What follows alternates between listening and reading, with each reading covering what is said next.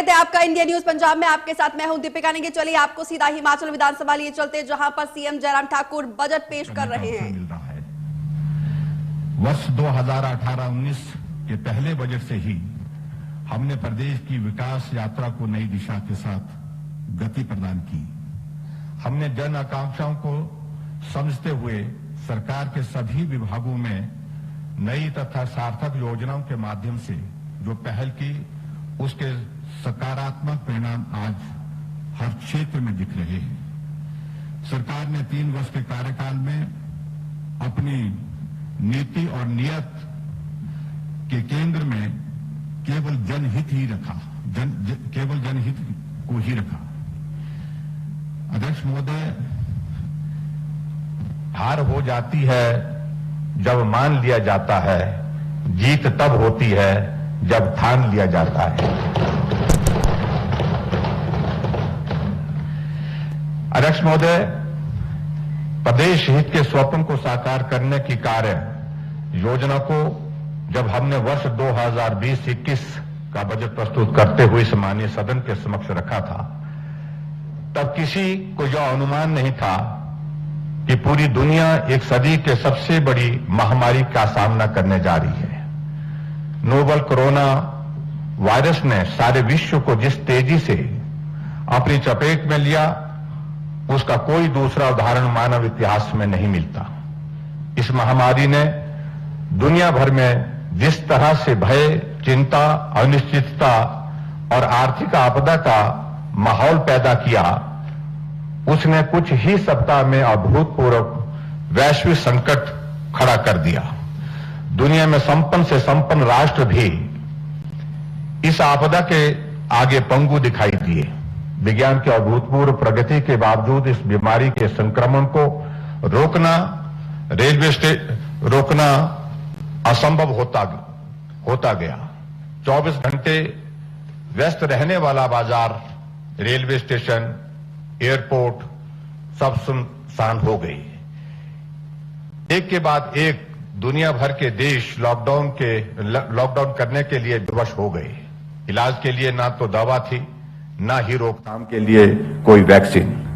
दुनिया में हर क्षण बढ़ते मामलों, दुखदाई मौतों और आर्थिक तबाही के साथ साथ सामाजिक और मनोवैज्ञानिक चुनौतियों ने संपूर्ण मानव जाति के समक्ष एक भयावह स्थिति उत्पन्न कर दी, जिसके दुष्प्रभावों से कोई भी अछूता नहीं रहा। अजीब द्वंद था। अगर एक तरफ इस महामारी से बचने के लिए सब कुछ बंद कर देने, सारे काम धंधे रोक देने का विकल्प था, तो इससे उत्पन्न स्थिति भी जीवन को संकट में डालने वाली थी। हमें ज्ञात था कि महामारी के फैलने से न रोका गया तो जीवन नहीं बचेगा, परंतु यह भी सत्य था कि आजीविका के बंद होने पर भी जीवन नहीं बचेगा। हमें आजीविका को भी बचाना था और जीवन को भी। यह बहुत ही एक असामान्य परिस्थिति थी। अध्यक्ष महोदय, भूख से या वबा का मतलब बीमारी होता है, भूख से या वबा से मरना है, यह फैसला आदमी को करना है। यह स्थिति अध्यक्ष महोदय इस प्रकार से हमारे समक्ष कोरोना वायरस की वजह से हुई। अध्यक्ष महोदय, चुनौती अभूतपूर्व थी, परंतु चुनौती का सामना करने का जज्बा भी अभूतपूर्व था। हम कोरोना का न केवल साहस और सफलता से सामना कर रहे हैं, अपितु इस वैश्विक महामारी के दुष्प्रभावों को भी कम कर पाए हैं। अध्यक्ष महोदय, मैं कोरोना महामारी के समय हेल्थ केयर वर्कर्स और फ्रंटलाइन वर्कर जिन्होंने इस महामारी के समय अपनी जान की परवाह किए बगैर प्रदेश की जनता की तत्परता से सेवा की, को नमन करते हुए उनका आभार व्यक्त करता हूं। महामारी के दौरान दुनिया में लाखों जीवन कोरोना की आहुति चढ़े। हिमाचल प्रदेश में भी कई परिवारों के चिराग इस महामारी के कारण बुझ गए। मैं उन सभी को अपनी और माननीय सदन की ओर से श्रद्धांजलि अर्पित करता हूं एवं परमात्मा से प्रार्थना करता हूं कि वह उनके परिवारजनों को इस आघात को सहन करने की शक्ति प्रदान करे। अध्यक्ष महोदय, यह हमारे राष्ट्र का सौभाग्य है कि इस कठिन परीक्षा की घड़ी में भारत का नेतृत्व यशस्वी और दृढ़ इच्छा शक्ति के स्वामी हमारे श्रद्धेय प्रधानमंत्री श्री नरेंद्र भाई मोदी जी के हाथ में है। कोरोना काल में उनके सशक्त और कुशल नेतृत्व का ही परिणाम है कि भारत न केवल इस महामारी से तमाम बाधाओं के बावजूद सफलतापूर्वक लड़ रहा है, बल्कि कोरोना की वैक्सीन तैयार करने वाले विश्व के अग्रणी देशों में शामिल है। हम भारतवासियों के साथ साथ दुनिया के अन्य देशों को भी वैक्सीन दे रहे हैं। हमारी यह उपलब्धि वसुधैव कुटुंबकम की समृद्ध संस्कृति और सांस्कृतिक विरासत एवं वैज्ञानिकों की दक्षता का प्रतीक है। निराशा के लंबे समय के बाद उम्मीद से सूर्य की किरणें दिखाई दे रही है। हमने यह साबित किया है कि कोई भी संकट मानवता की सामूहिक शक्ति से बड़ा नहीं हो सकता। अध्यक्ष महोदय, यहां मैं कहना चाहूंगा, रोक सकता है तू लहरों को, कोशिश करके तो देख। लौटा सकता है तू तूफान को, कोशिश करके तो देख।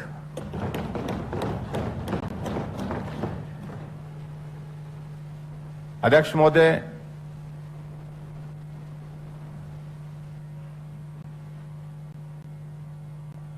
प्रदेशवासियों के लिए यह गर्व का विषय है कि 25 जनवरी 2021 को हमने अपने पूर्ण राजत्व के स्वर्णिम 50 वर्ष पूरे करके 51वें वर्ष में प्रवेश किया है। पिछले वर्ष बजट प्रस्तुत करते हुए मैंने घोषणा की थी 2020 को स्वर्ण जयंती वर्ष के रूप में मनाया जाएगा और प्रदेश में भव्य आयोजन किए जाएंगे, जिससे कि नई पीढ़ी को प्रदेश के इतिहास को जानने और हमारी देवभूमि और वीर भूमि की समृद्ध परंपराओं से अवगत होने का अवसर मिले। नोवल कोरोना वायरस ने इन आयोजनों पर तो रोक लगा दी, परंतु हमने बहुत कुछ नया सीखने और नया करने के अवसर प्रदान किए। हमने निर्णय लिया है कि अब ये आयोजन 2021-22 में किए जाएंगे। प्रदेश सरकार 5 दशक की विकास गाथा को स्वर्णिम हिमाचल रथ यात्रा के माध्यम से प्रत्येक प्रदेशवासी तक पहुंचाएगी। इसके साथ ही आने वाले वर्षों में प्रदेश के विकास के लिए एक विस्तृत कार्य योजना तैयार करने के लिए भविष्य का दृष्टि पत्र भी तैयार करेगी। अध्यक्ष महोदय, यहां मैं कहना चाहूंगा, हर बाधा से जीत रहे हम, मिलकर सपने सींच रहे हम, पीढ़ी दर पीढ़ी जनमन के तप का हासिल है। ये मेरा हिमाचल है, ये अपना हिमाचल है। माननीय अध्यक्ष महोदय, पूरे विश्व की अर्थव्यवस्था पर कोविड महामारी का प्रतिकूल प्रभाव रहा। भारत की अर्थव्यवस्था भी इससे अछूती नहीं रही है। राष्ट्रीय अर्थव्यवस्था में कोरोना के कारण भारी संकुचन देखा गया और पहली तिमाही में -23.9% की गिरावट दर्ज की गई, परंतु सरकार के निरंतर प्रयासों से वर्ष के अंत तक अर्थव्यवस्था में सुधार हुआ तथा यह गिरावट कम होकर केवल -7.7% रह गई। इतना ही नहीं, आर्थिक सर्वेक्षण 2020-21 में आगामी वर्ष में 11% आर्थिक वृद्धि का अनुमान लगाया गया है। लॉकडाउन और उसके बाद चरणबद्ध तरीके से अनलॉक की सुनियोजित रणनीति के चलते हम आज आर्थिक रिकवरी के प्रति आश्वस्त दिख रहे हैं। यह अत्यंत आशाजनक एवं उत्साहवर्धक स्थिति है। इस वर्ष की तीसरी तिमाही में जीडीपी की वृद्धि दर नेगेटिव से उभरकर पॉजिटिव पर आ गई है। वी शेप की इस रिकवरी के लिए केंद्र सरकार द्वारा प्रारंभ की गई प्रधानमंत्री गरीब कल्याण योजना और 27 लाख करोड़ रुपए की आत्मनिर्भर भारत और जरूरतमंद लोगों के लिए खातों में पैसे का सीधा हस्तांतरण जैसे कल्पनाशील, नवाचारी और दूरंदेशी योजनाओं का योगदान रहा है। अध्यक्ष महोदय, हिम्मत वाले पल में बदल देते हैं दुनिया को, हिम्मत वाले पल में बदल देते हैं दुनिया को, सोचने वाला दिल तो बैठा सोचा करता है। अध्यक्ष महोदय, हमारी सरकार के प्रयासों के कारण राज्य की अर्थव्यवस्था में 2020-21 के दौरान केवल -6.2 यानी कि 6.2% की गिरावट दर्ज होने का अनुमान है, जो कि राष्ट्रीय अर्थव्यवस्था की अनुमानित गिरावट से 1.5% अंक कम है। 2020-21 में अंतिम अनुमानों के अनुसार राज्य सकल घरेलू उत्पाद 1,56,522 करोड़ रुपए रहेगा। 2020-21 के दौरान प्रति व्यक्ति आय 1,83,286 रुपए का अनुमान है, जो कि राष्ट्रीय स्तर पर प्रति व्यक्ति आय से लगभग 56,318 रुपए अधिक है। अध्यक्ष महोदय,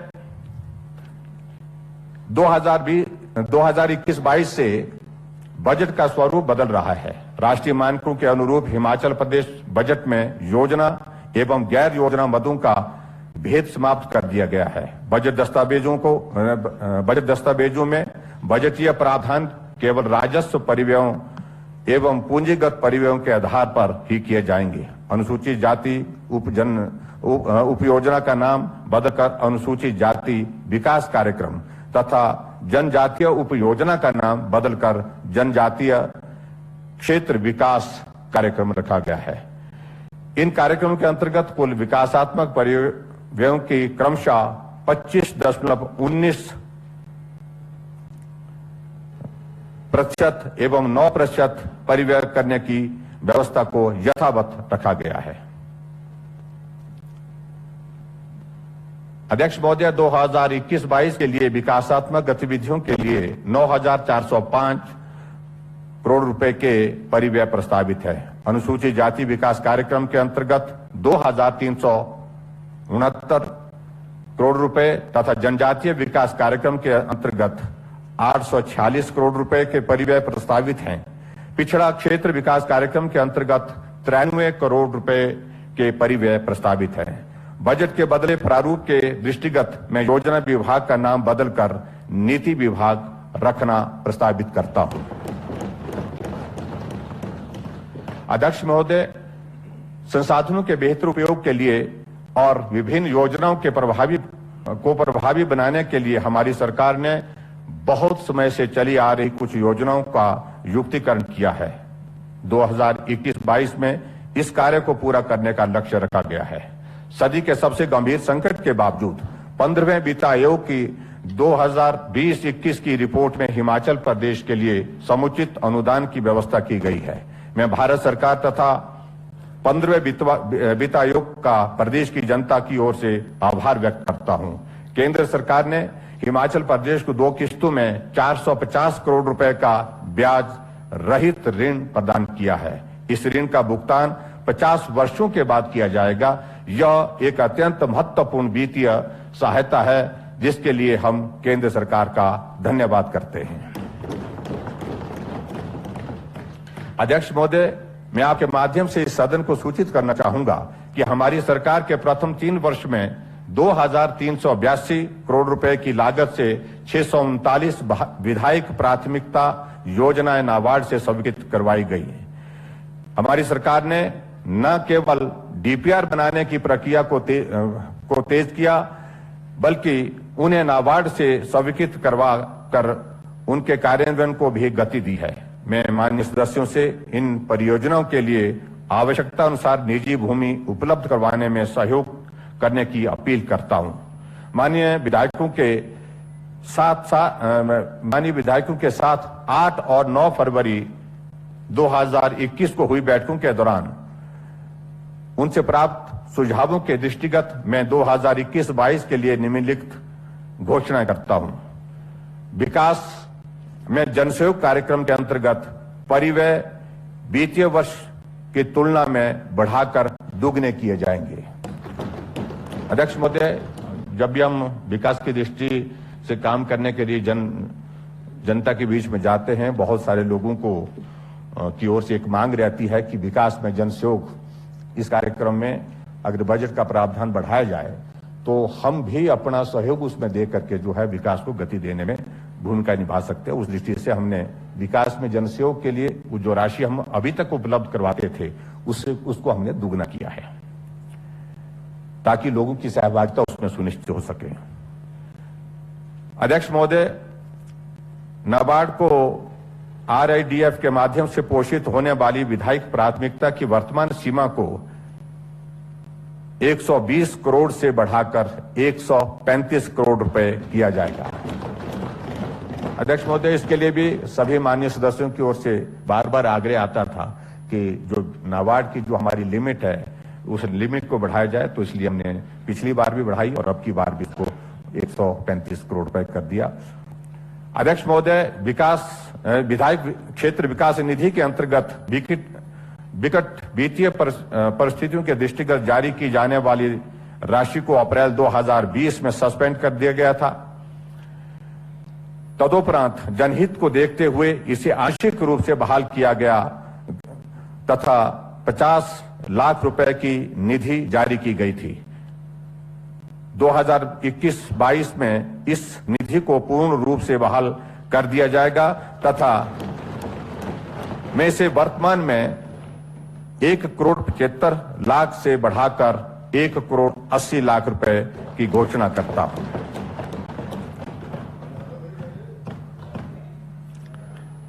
आप तो कह रहे थे कल हम साथियों के साथ बैठे तो रिस्टोर हो जाए तो ही काफी है, लेकिन हमने थोड़ा उसमें इजाफा भी कर दिया है।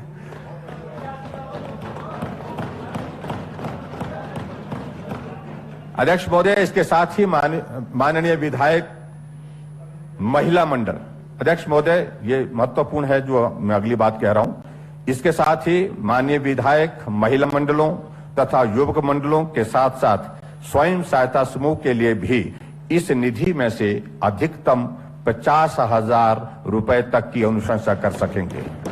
इसके लिए आवश्यक दिशा निर्देश जारी किए जाएंगे। अध्यक्ष महोदय, ये बार बार बात आती थी कि महिला मंडल, युवक मंडल और स्वयं सहायता समूह जो है वो जो बहुत सक्रिय भूमिका आज की तारीख में निभा रहे हैं विभिन्न कार्यों में, उनके लिए कुछ राशि इस प्रकार से सहयोग के रूप में देनी चाहिए ताकि उनकी गतिशीलता बनी रहे।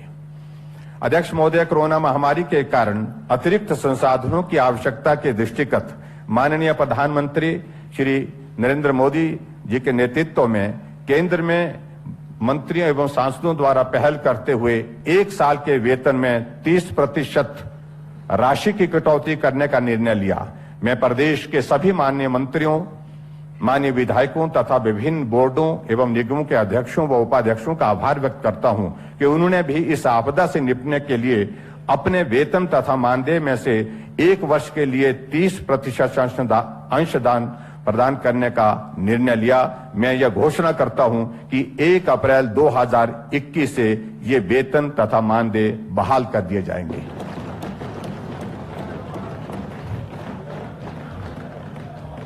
यानी कि पूरे पैसे मिलेंगे। अध्यक्ष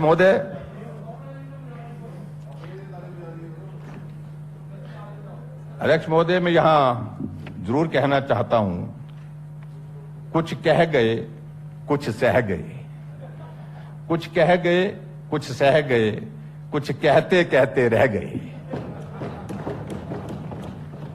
मैं सही तुम गलत के खेल में, मैं सही तुम गलत के खेल में, न जाने कितने रिश्ते ढह गए। इसलिए कहते रहिए जी। हाँ, बिल्कुल बिल्कुल।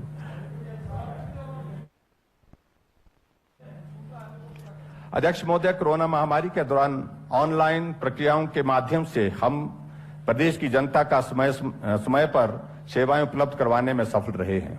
इन अनुभवों से सीख लेते हुए आगामी वर्ष में सरकारी सेवा निष्पादन की अधिकांश प्रक्रियाओं को डिजिटाइज करके और प्रभावी बनाया जाएगा। आगामी वर्ष में इस दिशा में निम्न कदम उठाए जाने प्रस्तावित हैं।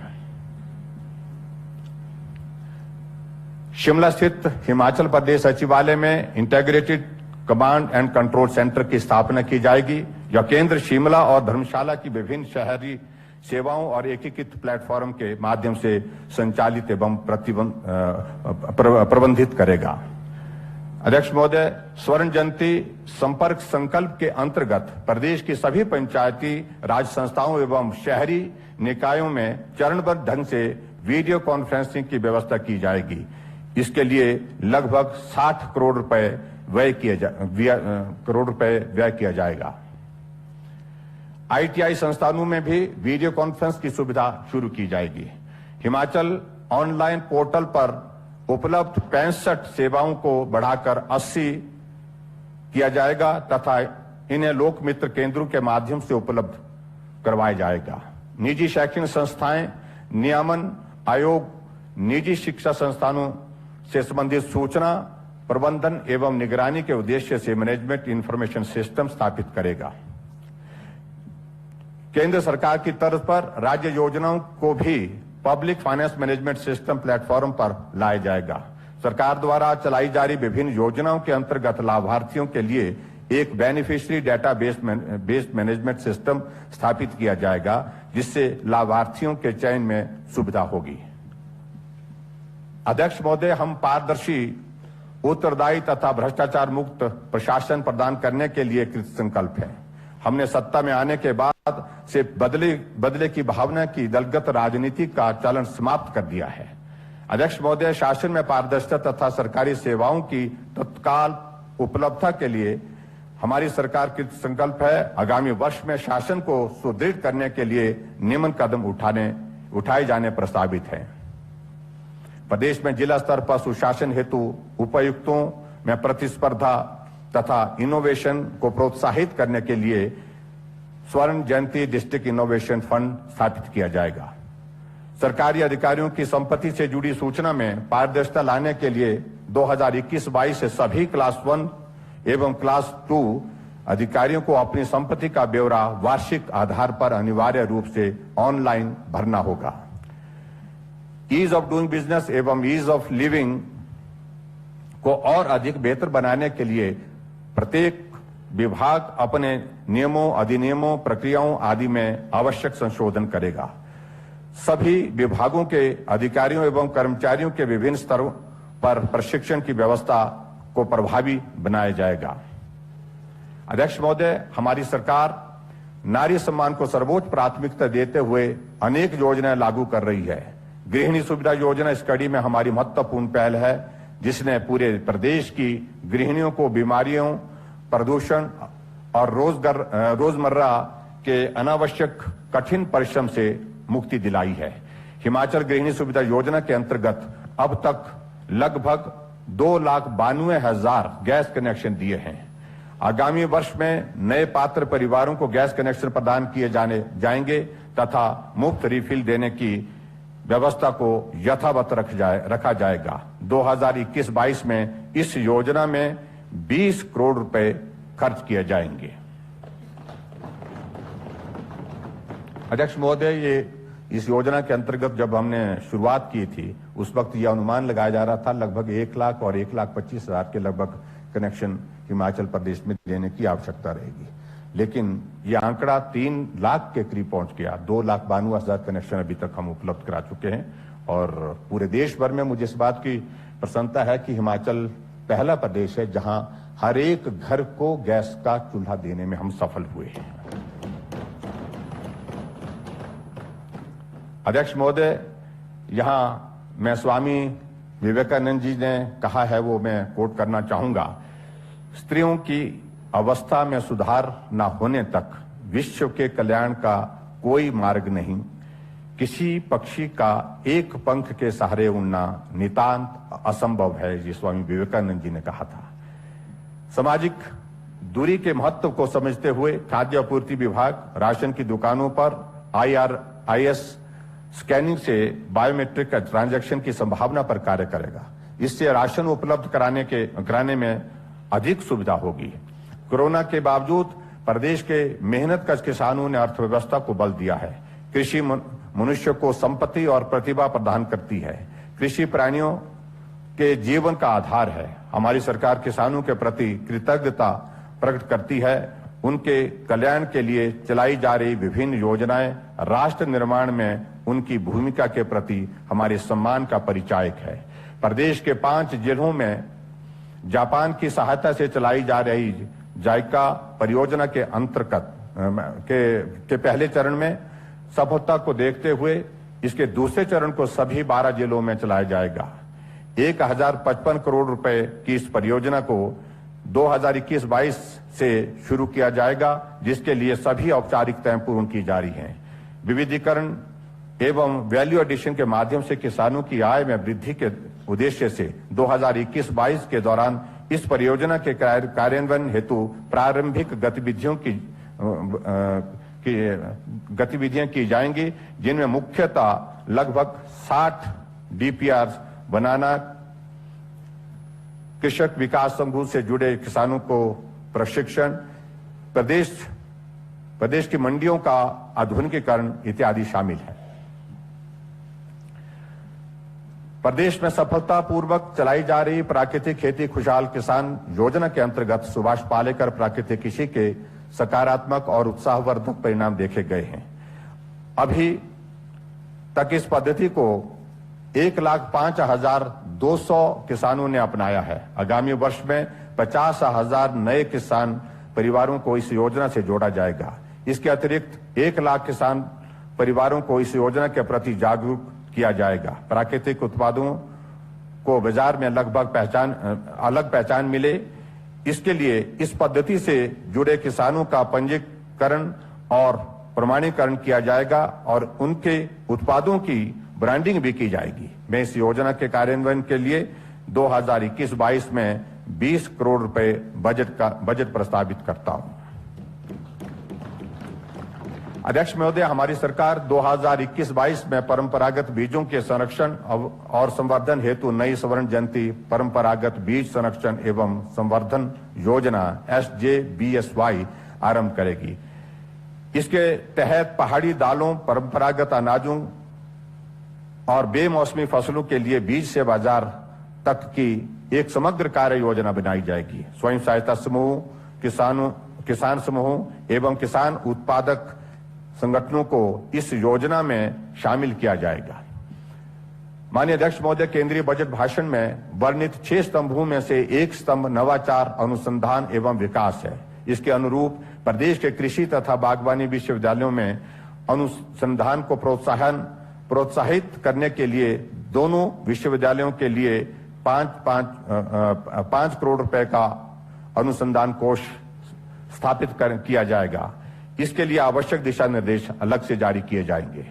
प्रदेश के किसानों अथवा उत्पादकों को उनकी उपज के विपणन हेतु समुचित सुविधा उपलब्ध करवाने के लिए 63 मंडियां सुचारू रूप से कार्य कर रही हैं। प्रदेश में 3 नई मंडियां मेंदली, शिलारू जिला शिमला तथा बंदरोल जिला कुल्लू के निर्माण तथा 20 वर्तमान मंडियों के विस्तार अथवा आधुनिकीकरण कार्य को 2021-22 में पूरा किया जाएगा। इसके लिए 200 करोड़ रुपए व्यय किए जाएंगे। प्रदेश की 19 वर्तमान मंडियों के अतिरिक्त 10 मंडियों को ई-नाम व्यवस्था से जोड़ने की चल रही प्रक्रिया को पूरा किया जाएगा। वर्तमान में प्रदेश की कृषि मंडियों में फूलों का व्यापार करने में किसानों को कठिनाइयों का सामना करना पड़ता है, क्योंकि संबंधित एक्ट में इसके लिए अभी उचित प्रावधान नहीं है। मैं घोषणा करता हूं कि फूलों के व्यापार को HP agriculture, horticulture produce market development and regulation act 2005 के शेड्यूल में शामिल किया जाएगा। अध्यक्ष महोदय, सृजित सिंचाई क्षमता का उपयुक्त प्रयोग सुनिश्चित करने के लिए सरकार ने हिमकैट योजना प्रारंभ की है। इस योजना में 15,242 हेक्टेयर क्षेत्र को कमांड एरिया डेवलपमेंट के अंतर्गत लाया जा चुका है। 2021-22 में इस योजना पर 83 करोड़ रुपए व्यय किए जाएंगे, जो पिछले वर्ष की तुलना में दुगना है। इन परिव्ययों की सहायता से 4,000 हेक्टेयर क्षेत्र को सिंचाई सुविधा उपलब्ध करवाई जाएगी। अध्यक्ष महोदय, यहां मैं कहना चाहूंगा, किसान का बेटा हूं, खेती करना मेरा कर्म है, अपने साथ दूसरों का पेट भरना यह हमारा धर्म है। हमारी सरकार के लिए बागवानी विकास सदैव प्राथमिकता रही है। किसानों व बागवानों के अथक प्रयासों से राज्य में गत 50 वर्षों में बागवानी में कई नए आयाम स्थापित किए हैं। लगभग 1,000 करोड़ की विश्व बैंक पोषित बागवानी विकास परियोजना के अंतर्गत 2021-22 में प्रदेश में अन्य गतिविधियों के अतिरिक्त निम्नलिखित महत्वपूर्ण गतिविधियां की जाएंगी। 5 लाख पौधों का आयात किया जाएगा। 200 जल उपभोक्ता संगठनों के माध्यम से 8000 हेक्टेयर पर कमांड एरिया डेवलपमेंट के लिए सिंचाई संबंधित कार्य किए जाएंगे। Doctor Y S. Parmar university of horticulture and forestry Nauni में जिन रिपोजिटरी की स्थापना करेंगे। जरोल, टिक्कर, रोहड़ू, ओडी, पतलीकूल तथा टुट्टू पानी में सीए स्टोर्स तथा पैक हाउस का निर्माण किया जाएगा। पराला, शिमला स्थित संयंत्र में एप्पल जूस कंसंट्रेट प्लांट की स्थापना की जाएगी। सब ट्रॉपिकल क्षेत्रों में बागवानी को बढ़ावा देने के लिए एडीबी की सहायता से लगभग 10 मिलियन अमेरिकी डॉलर की पायलट योजना के कार्यान्वयन को गति दी जाएगी। मैं प्रदेश के बागवानों को उचित दाम पर उत्तम नस्ल के हाई डेंसिटी पौधे उपदान पर उपलब्ध करवाने के लिए नई स्वर्ण जयंती समृद्ध बागवान योजना आरंभ करने की घोषणा करता हूं। कृषि उत्पाद संरक्षण एंटी हेलनेट योजना के अंतर्गत 2021-22 में भी किसानों और बागवानों को हेलनेट के लिए उपदान प्रदान किया जाएगा। यह योजना अत्यंत लोकप्रिय है। उल्लेखनीय है कि 2017-18 में एंटी हेलनेट पर उपदान के लिए मात्र 2.27 करोड़ रुपए का प्रावधान था। पिछले 3 वर्षों में हमारी सरकार द्वारा इस योजना के दायरे को बढ़ाया गया। आगामी वर्ष के दौरान इसके लिए 60 करोड़ रुपए व्यय किए जाएंगे, जो 2020-21 से 10 करोड़ अधिक हैं। प्रदेश में मधुमक्खी पालन गतिविधियों को मजबूत करने के लिए एवं मधुमक्खी पालकों को उनके उत्पाद का उचित मूल्य दिलवाने के उद्देश्य से मैं राज्य मधुमक्खी बोर्ड के गठन की भी घोषणा करता हूं। अध्यक्ष महोदय, 2021-22 के दौरान हिमाचल पुष्प क्रांति योजना के तहत फूलों की खेती को बढ़ावा देने के लिए 11 करोड़ रुपए का प्रावधान 11 करोड़ रुपए के प्रावधान से लगभग 1 लाख वर्ग मीटर क्षेत्र में हरित गृहों की स्थापना की जाएगी। बागवानी क्षेत्र के लिए 2021-22 में 543 करोड़ रुपए का प्रावधान किया गया है। अध्यक्ष महोदय, पशुपालकों को उच्च श्रेणी की विशेषज्ञ सुविधाएं प्रदान करने हेतु प्रदेश में 3 जोनल अस्पतालों, 10 वेटरनरी पॉलिक्लिनिक को आधुनिक उपकरण उपलब्ध करवाए जाएंगे। इसके अतिरिक्त उपमंडलीय स्तर के वेटरनरी संस्थानों को भी चरणबद्ध तरीके से सुदृढ़ किया जाएगा। इसके लिए 2021-22 में 5 करोड़ रुपए उपलब्ध करवाए जाएंगे। अध्यक्ष महोदय, गौ सेवा के प्रति मेरी सरकार समर्पित है। प्रदेश में स्थित गौ अभयारण्य और गौ सदनों के माध्यम से प्रति गौवंश एक निश्चित अनुदान दिया जा रहा है। इस सेवा के लिए यह आवश्यक है कि पर्याप्त मात्रा में चारा उपलब्ध हो। ताल एवं ज्योरी स्थित भेड़ प्रजनन फार्म एवं पालमपुर तथा बागथन स्थित गाय प्रजनन फार्मों को चारा उत्पादन केंद्रों के रूप में विकसित किया जाएगा। अध्यक्ष महोदय, प्रदेश में दुग्ध उत्पादन से जुड़े परिवारों के हितों को ध्यान में रखते हुए दूध खरीद मूल्य 2 रुपए बढ़ाने की भी मैं घोषणा करता हूं। दूध से ताकत मिलेगी आपको भी। 2 रुपए बढ़ा दिए हमने, जो पहले देते थे। पिछले साल भी बढ़ाया, इस साल भी बढ़ाया है, तो ताकि आपको जो है वो जो ताकत मिलती रहे। आपकी चिंता करते हम जी। अध्यक्ष महोदय, 2021 में मिल्क फेड को 28 करोड़ रुपए का अनुदान प्रस्तावित है। अध्यक्ष महोदय, प्रदेश में मछली उत्पादकों को उचित मार्केटिंग सुविधा प्रदान करने के लिए कृषि मंडियों की तर्ज पर गोविंद सागर तथा पौंग डैम जलाशय के उत्पाद हेतु अत्याधुनिक मछली क्रय विक्रय केंद्र स्थापित किए जाएंगे।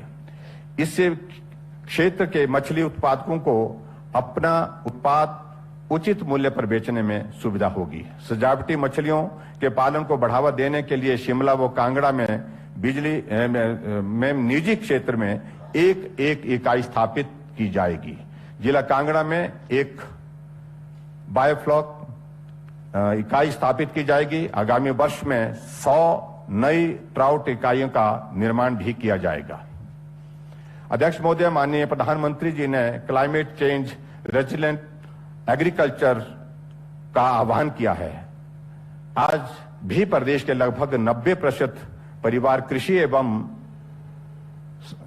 एवं संबंधित क्षेत्रों से प्रत्यक्ष एवं अप्रत्यक्ष रूप से जुड़े हुए हैं। ग्राम स्तर पर किसान परिवार एक समग्र इकाई है जो एक साथ कृषि, बागवानी, पशुपालन, पुष्प उत्पादन, मधुमक्खी पालन, मत्स्य पालन एवं अन्य संबंधित व्यवसायों एवं कार्यकलापों से जुड़ा रहता है। अलग अलग विभाग अपनी योजनाओं के माध्यम से उसी किसान परिवार तक पहुंचने का प्रयास करते हैं। ऐसा देखा गया है कि कई बार इन योजनाओं में दोहराव होता है और समय, धन और प्रयास का उचित उपयोग नहीं हो पाता है। मैं किसान परिवार को केंद्र में रखकर संबंधित विभागों की योजनाओं तथा कार्यक्रम को पुनर्परिभाषित करने का प्रस्ताव करता हूं। मैं इस महत्वाकांक्षी योजना का प्रारूप तैयार करने के लिए एक एक्सपर्ट ग्रुप गठन करना प्रस्तावित करता हूं। यह एक्सपर्ट ग्रुप किसानों की आय दोगुनी करने के लिए किए जा रहे प्रयासों को और अधिक प्रभावी बनाने के लिए अपनी संस्तुति भी देगा। अध्यक्ष महोदय, मैं स्वयं किसान परिवार से हूं। किसान की पीड़ा को अच्छी तरह समझता हूं। चीर के जमीन को उम्मीद से बीज बोता हूं। किसान हूं, सींचता हूं, लहू से तब फसल देता हूं। अध्यक्ष महोदय, हाल ही में प्रदेश में पंचायती राज संस्थाओं के चुनाव शांतिप्रिय और सफलतापूर्वक ढंग से हुए हैं। इन चुनावों में लोगों ने बड़े उत्साह से भाग लिया है और मुझे प्रसन्नता है कि इन चुनावों में प्रदेश सरकार की नीतियों को भरपूर समर्थन प्राप्त हुआ है। क्योंकि पार्टी के सिंबल पर चुनाव नहीं था, लेकिन सरकार को सहयोग मिला है। अध्यक्ष महोदय, मैं इसके लिए प्रदेश की जनता का आभार व्यक्त करता हूं। नए चुने गए पंचायती और शहरी निकायों के सदस्यों को मैं हार्दिक बधाई देता हूं। इन चुनावों में 102 ग्राम पंचायतों के मतदाताओं ने अपनी सभी प्रतिनिधि निर्विरोध चुने हैं। ऐसी पंचायतें 10 लाख रुपए प्रति पंचायत की प्रोत्साहन राशि के लिए पात्र हैं। अध्यक्ष महोदय, 2005 के बाद प्रदेश में नई ग्राम पंचायतों का गठन नहीं किया गया था, जबकि भौगोलिक स्थिति और प्रशासनिक सुविधा के दृष्टिगत नई पंचायतों के गठन की लगातार मांग की जा रही थी। हमारी सरकार ने 412 नई ग्राम पंचायतों का गठन किया है। अध्यक्ष महोदय, ये बहुत लंबे समय से लंबी था।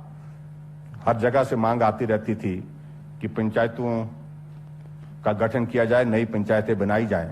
लेकिन पिछले 15 सालों से हम हिमाचल प्रदेश में एक भी नई पंचायत नहीं बना पाए थे। अब की बार मुझे इस बात की प्रसन्नता है कि जो जनप्रतिनिधियों के माध्यम से हमारे विधायकों के साथ जो पंचायती राज संस्थाओं के और उसके साथ साथ में स्थानीय लोगों की ओर से जो मांग थी, उसको हम पूरा करने की परिस्थिति में हुए हैं और 412 नई पंचायतों का हमने गठन किया है। अध्यक्ष महोदय, अब प्रदेश में ग्राम पंचायतों की संख्या 3615 हो गई है। मैं घोषणा करता हूं कि सभी नवगठित पंचायतों में चरणबद्ध तरीके से पंचायत घरों का निर्माण सुनिश्चित किया जाएगा, क्योंकि नई पंचायतें जो बनी है स्वाभाविक रूप से उनके लिए बैठने के लिए, अपने कार्य को संचालित करने के लिए पंचायत घर की सबसे पहले आवश्यकता होगी। तो हम फेज मैनर में सभी जो 412 जो नई पंचायतें बनाई हैं, उन पंचायतों को पंचायत घर बनाने के लिए प्राथमिकता देंगे। अध्यक्ष महोदय, 5वें राज्य वित्त आयोग की सिफारिशों के तहत 2021-22 में 248 करोड़ रुपए की अनुदान राशि विभिन्न पंचायती राज संस्थानों को प्रदान की जाएगी। इसके अतिरिक्त केंद्र सरकार से प्राप्त 409 करोड़ रुपए इन संस्थाओं के माध्यम से ग्रामीण विकास पर खर्च किए जाएंगे। प्रदेश के 5 जिलों कांगड़ा, हमीरपुर, सोलन, मंडी और बिलासपुर में पंचायती राज प्रतिनिधियों के प्रशिक्षण के लिए जिला स्तरीय संसाधन केंद्र का निर्माण किया जा चुका है। किन्नौर, सिरमौर और शिमला जिलों में निर्माण कार्य प्रगति पर है। 2021-22 में कुल्लू तथा ऊना जिलों में जिला संसाधन केंद्रों के निर्माण को प्रारंभ कर दिया जाएगा। अध्यक्ष महोदय, पंचायतों में एक छत के नीचे सभी आईटी रिलेटेड सर्विसेज प्रदान करने के लिए कॉमन सर्विस सेंटर स्थापित किए जा रहे हैं। वर्तमान में 598 सेंटर निर्माणाधीन है। 2021-22 में 2982 सेंटर बनाए जाएंगे, जिनके निर्माण पर 149 करोड़ रुपए की लागत आएगी। अध्यक्ष महोदय, पंचवटी योजना के अंतर्गत 2020-21 में 364 स्थानों पर भूमि का चयन किया जा चुका है तथा 180 स्थानों पर कार्य भी आरंभ कर दिया गया है। 2021-22 में 100 और संस्थानों पर इस योजना के अंतर्गत पार्क बनाए जाएंगे। स्वयं सहायता समूह ग्रामीण महिलाओं के सशक्तिकरण का एक उपयोगी माध्यम है। प्रदेश में वर्तमान में विभिन्न विभागों द्वारा लगभग 1 लाख से अधिक स्वयं सहायता समूह का गठन किया गया है। अध्यक्ष महोदय, राष्ट्रीय ग्रामीण आजीविका मिशन के अंतर्गत 5,500 स्वयं सहायता समूह को 8 करोड़ 25 लाख रुपए का रिवॉल्विंग फंड तथा 1,500 स्वयं सहायता समूह को 7 करोड़ 50 लाख रुपए का सामुदायिक निवेश निधि प्रदान करने की मैं सहर्ष घोषणा करता हूं। अध्यक्ष महोदय, स्वयं सहायता समूह में अधिक उद्यमिता को लाने के लिए एक सुविचारित एवं सुनियोजित सहयोग प्रदान करने की आवश्यकता है। वर्तमान में स्वयं सहायता समूह को राष्ट्रीय ग्रामीण आजीविका मिशन के अंतर्गत 3 लाख रुपए तक की राशि के ऋण पर एक निश्चित ब्याज उपदान दिया जाता है। मैं प्रस्ताव करता हूं कि ऐसे स्वयं सहायता समूह जो अपनी गतिविधियों तथा उद्यमिता को बढ़ाने के लिए 5 लाख रुपए तक का ऋण लेना चाहते हैं, उन्हें 2 लाख के अतिरिक्त ऋण इसी दर पर राज्य सरकार द्वारा ब्याज उपदान प्रदान किया जाएगा। इस उपदान पर 10 करोड़ रुपए का व्यय होने का अनुमान है।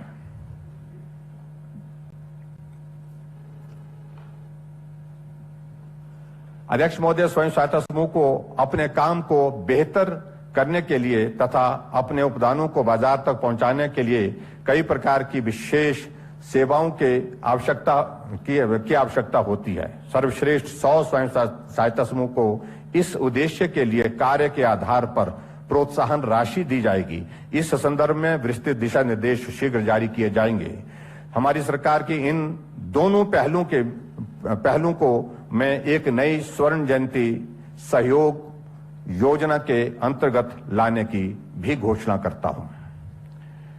अध्यक्ष महोदय, स्वयं सहायता समूह के आजीविका अवसरों में वृद्धि के लिए पायलट आधार पर तकनीकी शिक्षण संस्थानों तथा सरकारी कार्यालयों में एक नई योजना हिमेरा रसोई कैंटीन आरंभ की जाएगी। इसके साथ ही महिला स्वयं सहायता समूह को प्रोत्साहित करने के लिए उनकी भागीदारी से सिरमौर जिला में शी हाट की प्रारंभिक सफलता के दृष्टिगत इस मॉडल को अन्य जिलों में भी स्थापित किया जाएगा। अध्यक्ष महोदय, धातु, पत्थर व लकड़ी की नक्काशी का प्रशिक्षण प्रदान करने के उद्देश्य से मुख्यमंत्री ग्राम कौशल योजना के अंतर्गत 2021-22 में 1000 उम्मीदवारों को प्रशिक्षण प्रदान करने एवं दीनदयाल उपाध्याय ग्रामीण कौशल योजना के अंतर्गत 1000 लाभार्थियों को जॉब प्लेसमेंट देने की भी मैं घोषणा करता हूं। अध्यक्ष महोदय, स्वच्छ भारत मिशन ग्रामीण के अंतर्गत 100 सामुदायिक स्वच्छता परिसर, 16 प्लास्टिक वेस्ट मैनेजमेंट प्लांट्स एवं 12 गोवर्धन परियोजना स्थापित की जाएंगी। इसके अतिरिक्त 2400 गांवों में ठोस एवं तरल कचरा प्रबंधन की गतिविधियां शुरू की जाएंगी। दुर्गम क्षेत्रों में प्रभावी बैंकिंग सेवाएं प्रदान करने के लिए बैंकों के माध्यम से 250 महिलाओं को बैंक कॉरेस्पॉन्डेंट सखी सुविधा प्रदान करने हेतु अधिकृत किया जाएगा। मैं पंचायत सिलाई अध्यापकों और पंचायत चौकीदारों को दिए जा रहे मानदेय को भी 300 रुपए प्रति माह बढ़ाने की सहर्ष घोषणा करता हूं। अध्यक्ष महोदय, पिछले बजट में मैंने 2030 तक प्रदेश के कुल भौगोलिक क्षेत्र के मौजूदा वृक्ष आवरण को 27.72% से बढ़ाकर के 30% करने का संकल्प प्रस्तुत किया था। प्रोत्साहन एवं डिसइंसेंटिव को आधार बनाकर पौधारोपण की नीति में सुधार किया जाएगा, जिससे बेहतर सर्वाइवल रेट तथा जवाबदेही सुनिश्चित की जाएगी। 2020-21 में 12,000 हेक्टेयर भूमि में पौधे लगाए जाने का लक्ष्य रखा गया था। इस लक्ष्य को बढ़ाते हुए 2021-22 में 14,000 हेक्टेयर भूमि पर पौधे लगाए जाएंगे। अध्यक्ष महोदय, यहां मैं कहना चाहूंगा, तमाम दिन जो कड़ी धूप में झुलसते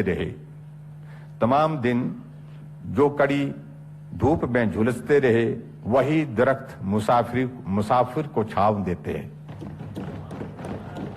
हाँ जी, तो आपको भी वही वृक्ष छाया दे रहे थे। हाँ, थोड़ा हुआ।